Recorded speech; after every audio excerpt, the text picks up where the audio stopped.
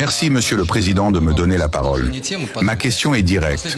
Pourquoi, malgré les nombreuses provocations de l'Occident, qu'il s'agisse de sanctions économiques, de discours hostiles ou d'actes militaires indirects, la Russie ne répond-elle pas de manière plus ferme, plus frontale, alors même que vous disposez de tous les moyens pour imposer le respect et même contraindre l'Occident à revoir sa position?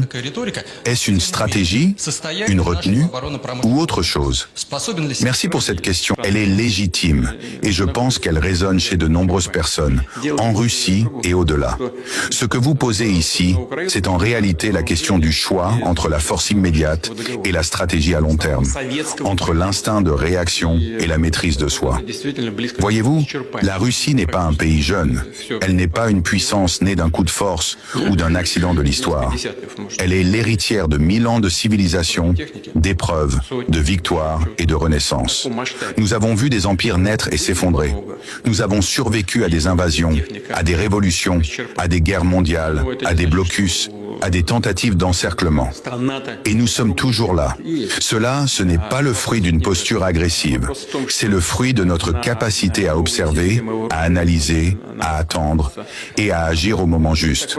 Oui, nous disposons des moyens nécessaires, qu'ils soient militaires, économiques, énergétiques ou technologiques, pour répondre de manière frontale à toute tentative de provocation ou de pression.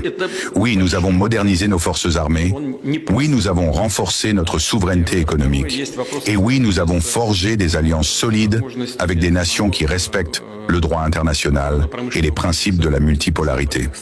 Mais précisément parce que nous avons ces moyens, nous n'avons pas besoin de les brandir à tout moment comme une menace.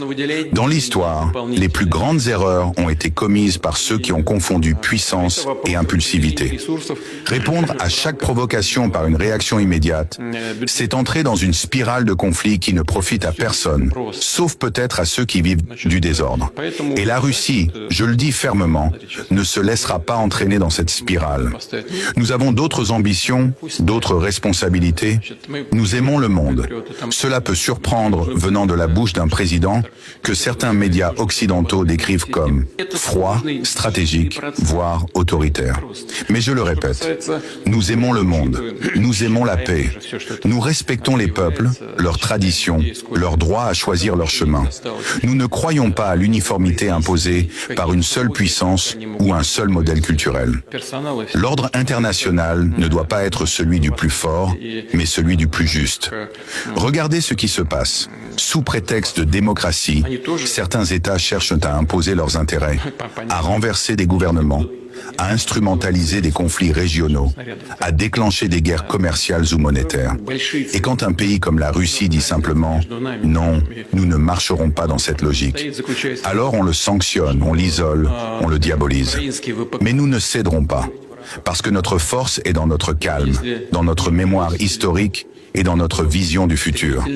Je voudrais m'adresser ici non seulement aux dirigeants politiques, mais aux peuples eux-mêmes, russes, européens, américains, africains, asiatiques.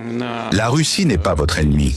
La Russie est une grande nation qui veut coopérer, qui veut échanger, qui veut dialoguer sur un pied d'égalité. Mais la Russie ne se soumettra jamais à un diktat. Jamais. Et pour revenir à votre question, pourquoi ne répondons-nous pas directement, plus fermement, aux provocations? Parce que nous savons que le temps joue en faveur de ceux qui construisent, pas de ceux qui détruisent. Parce que les alliances de circonstances, fondées sur la peur ou le chantage, finissent toujours par se dissoudre. Tandis que les partenariats fondés sur le respect mutuel durent, eux, des générations. Nous sommes patients, mais cela ne signifie pas que nous sommes passifs. Nous nous préparons, nous consolidons nos positions, nous développons nos infrastructures, nous investissons dans la science, l'éducation, la culture, la défense. Et si l'heure vient, si nos intérêts fondamentaux sont menacés de manière directe et irréversible, alors notre réponse sera à la hauteur. Elle sera claire, stratégique, légitime et incontestable. Mais jusqu'à cette heure, nous continuerons de tendre la main à ceux qui veulent bâtir un monde multipolaire, équilibré, respectueux des peuples et des nations. Nous continuerons d'aimer nos alliés, de soutenir ceux qui résistent à l'arrogance, de tendre l'oreille aux voix étouffées par le bruit des puissants. Car au fond, c'est cela la grandeur. pas de tout détruire pour prouver qu'on est fort, mais de construire, de protéger et d'inspirer sans jamais renoncer à ce que nous sommes.